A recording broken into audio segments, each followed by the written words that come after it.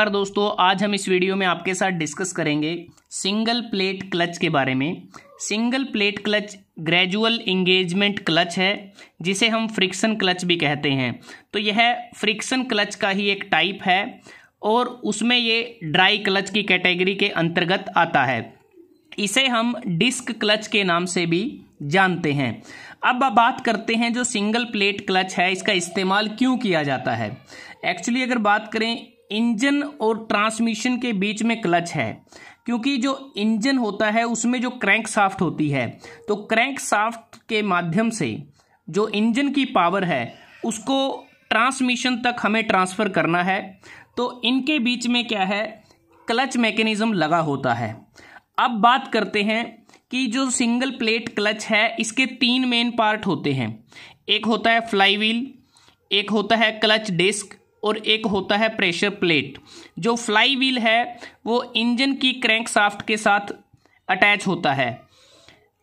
जो pressure plate है वो फ्लाई व्हील के साथ कॉन्टैक्ट में रहती है और इन दोनों के बीच में क्लच डिस्क रहता है। इनकी संरचना बिल्कुल उसी प्रकार से होती है जैसे सैंडविच के बीच में चीज़ रखा होता है। अब बात करते हैं कि जो सिंगल प्लेट क्लच है, इसमें जो कंस्ट्रक्शन है वो किस प्रकार से होती है। सबसे पहले हम बात करते हैं, इसमें जो फ्लाई व्हील है, अगर आप इस डायग्राम में देखते हैं, ये जो फ्लाई व्हील है ये ड्राइविंग शाफ्ट के साथ कनेक्शन में होता है। ड्राइविंग शाफ्ट जो क्रैंक शाफ्ट होती है, और उसके बाद इसमें ये प्रेशर प्लेट है। प्रेशर प्लेट के साथ यहाँ पर सेट ऑफ स्प्रिंग लगा है और यहाँ पर ये इसकी बॉडी या फिर कवर प्लेट होती है। तो इसमें प्रेशर प्लेट, स्प्रिंग और ये कवर प्लेट, ये तीनों मिलकर एक यूनिट की तरह कार्य करती हैं। और यहाँ पर इस कवर प्लेट को बोल्ट या नट की मदद से फ्लाई व्हील के साथ इसको कनेक्ट कर दिया जाता है। उसके बाद यहाँ पर ये वाला जो पोर्शन है इसे हम क्लच प्लेट कहते हैं। और इस क्लच प्लेट की अगर बात करें, यहाँ पर जो स्प्लाइंड हब होता है इसके साथ ये अटैचमेंट में होता है और ये हब इस ड्रीवन शाफ्ट के ऊपर ये माउंट होता है। और ड्रीवन शाफ्ट को हम शाफ्ट ऑफ गियर बॉक्स भी कहते हैं, क्लच शाफ्ट के नाम से भी इसको जाना जाता है। इसके अतिरिक्त ट्रांसमिशन की इनपुट शाफ्ट भी इसे कहा जाता है। और यहाँ पर ये जो क्लच प्लेट है, इस हब के माध्यम से ये इसके ऊपर एक्सिली डायरेक्शन में स्लाइड भी कर सकती है।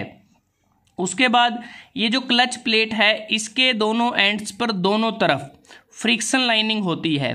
फ्रिक्शन लाइनिंग एस्बेस्टोस मटेरियल इसके ऊपर ये लगा होता है। और अगर हम बात करें जो परफॉर्मेंस होती है, जो सिंगल प्लेट क्लच है, इसकी जो परफॉर्मेंस है वो डिपेंड करती है, जो फ्रिक्शन मटेरियल है उसके ऊपर भी इसकी परफॉर्मेंस डिपेंड करती है। अब बात करते हैं कि इसमें जो वर्किंग है वो किस प्रकार से होती है। क्लच का मेन कार्य क्या है। क्लच का मेन कार्य होता है कि जब एक शाफ्ट रोटेट करती है और दूसरी शाफ्ट या तो स्टेशनरी है या फिर कम स्पीड पर वो रोटेट कर रही है, तो जो शाफ्ट ज़्यादा स्पीड पर रोटेट कर रही है उसकी पावर को दूसरी शाफ्ट तक ट्रांसमिट करना, और वो तभी संभव होगा जब क्लच एंगेजमेंट में होगा। तो यहाँ पर हमारे पास दो कंडीशन हैं। ये पहली कंडीशन है जिसमें अगर आप देखें क्लच डिसएंगेज है, दूसरी कंडीशन में क्लच एंगेज्ड है। अब पहले हम जान लेते हैं, जब क्लच एंगेज्ड होता है तो उस दौरान क्या होता है। उस दौरान क्या है कि जो क्रैंक शाफ्ट है वो ड्रीवन शाफ्ट के साथ आपस में एक दूसरे के साथ कह सकते हैं पावर को ट्रांसमिट करने की कंडीशन में आ जाते हैं। क्योंकि यहाँ देखें, ये क्रैंक शाफ्ट ये भी रोटेट कर रही है, यहाँ पे ये ड्रीवन शाफ्ट है ये भी रोटेट कर रही है। लेकिन जब क्लच डिसएंगेज होता है तब क्या होता है, उस दौरान सिर्फ जो क्रैंक शाफ्ट है वो रोटेट कर रही होती है और आपस में शाफ्ट ऑफ गियर बॉक्स या क्लच शाफ्ट का आपस में कोई तालमेल नहीं रहता, जिसके कारण क्या है, जो ड्रीवन शाफ्ट है वो रोटेट नहीं कर रही होती। तो सबसे पहले हम कंडीशन हमारी मान लेते हैं कि क्लच हमारा डिसएंगेज है। ये कब होगा, जब जो पैडल होता है, जो क्लच पैडल होता है गाड़ी में, उस क्लच पैडल को जब उसको डाउन प्रेस किया जाता है, जब उस पर फुट रख के उसको प्रेस किया जाता है तो उस दौरान क्या होता है, जो यहाँ पर ये प्रेशर प्लेट लगी है ये स्प्रिंग के अगेंस्ट ये फोर्स लगाती है, क्योंकि जब पैडल को प्रेस किया जाएगा तो उससे होगा क्या, ये जो सेट ऑफ स्प्रिंग है ये कंप्रेस हो जाएंगे।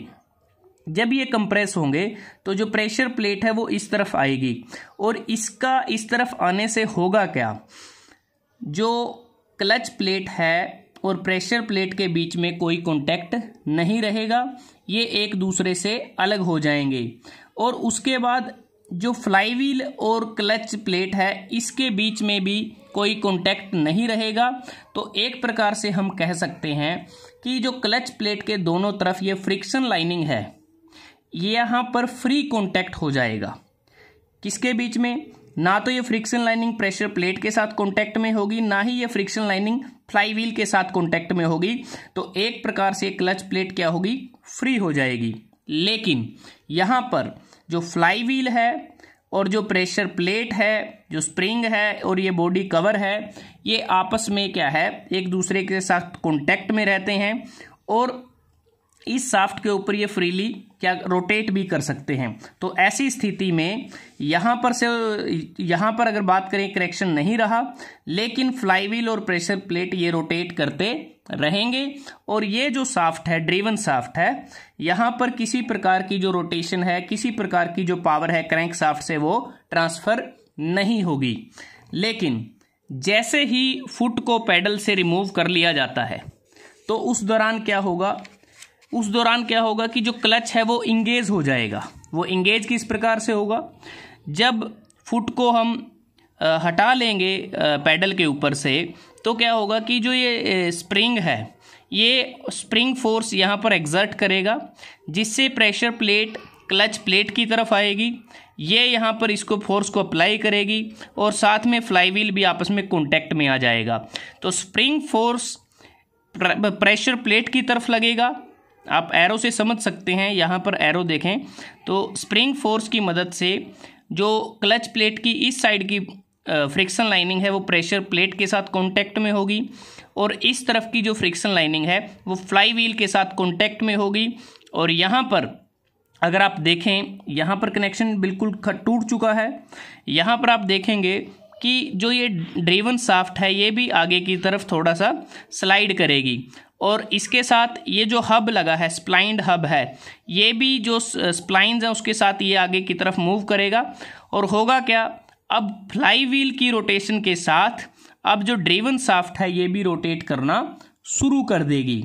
और यहाँ पर अगर हम देखें, जो ग्रिप होता है, ग्रिप किस किस के बीच में है, यहाँ पर जो क्लच प्लेट और प्रेशर प्लेट, क्लच प्लेट और फ्लाईव्हील के बीच में, यहाँ पर प्रॉपर टाइट ग्रिप होने के कारण ही जो ड्रिवन शाफ्ट है, जो हमारी शाफ्ट ऑफ गियर बॉक्स है या फिर जो क्लच शाफ्ट है वो भी रोटेट करना शुरू कर देगी।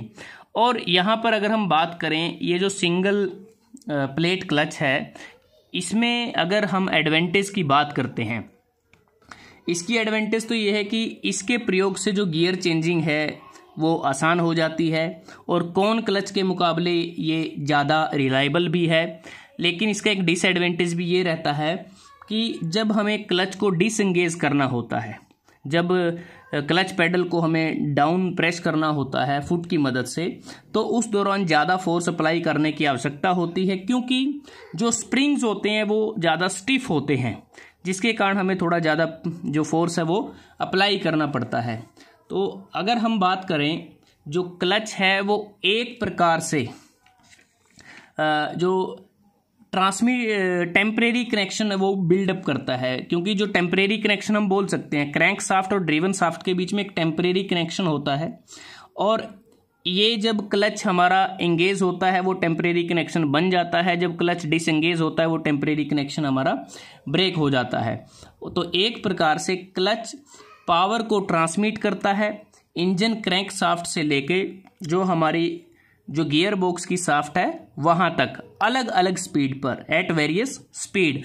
और यह भी ध्यान रखा जाता है कि किसी भी प्रकार का शॉक या झटका ना लगे जब भी पावर का ट्रांसमिशन हो। अब बात करते हैं कि जो सिंगल प्लेट क्लच है किस स्थिति में हमारा जो क्लच है वो डिसएंगेज होता है। जब इंजन की स्टार्टिंग करते हैं उस दौरान क्लच हमारा डिसएंगेज होता है। जब गियर की शिफ्टिंग करनी होती है तब भी हमारा क्लच डिसएंगेज होता है। अगर ऐसा नहीं करेंगे तो जो गियर टीथ है वो ब्रेक हो सकते हैं। व्हीकल को रोकते समय भी क्लच हमारा डिसएंगेज होता है। या फिर कई बार है कि इंजन बिल्कुल आइडल चल रहा है तो उस दौरान, आइडल का मतलब जब कई बार हम जब ट्रैफिक लाइट्स आती हैं तो उस दौरान क्या है कि व्हीकल हमारा एक ही जगह पे खड़ा होता है तो और इंजन रनिंग में होता है, तो उस दौरान भी हमारा क्लच डिसएंगेज होना चाहिए। तो दोस्तों आज हमने इस वीडियो में आपके साथ डिस्कस किया फ्रिक्शन क्लच का टाइप, सिंगल प्लेट क्लच के बारे में। अगर आपको ये वीडियो अच्छा लगा आप इसको लाइक कर सकते हैं, शेयर कर सकते हैं अपने दोस्तों के साथ, स्टूडेंट्स के साथ, और जल्दी हाजिर होते हैं एक नए वीडियो के साथ। तब तक के लिए धन्यवाद। आपका दिन शुभ रहे।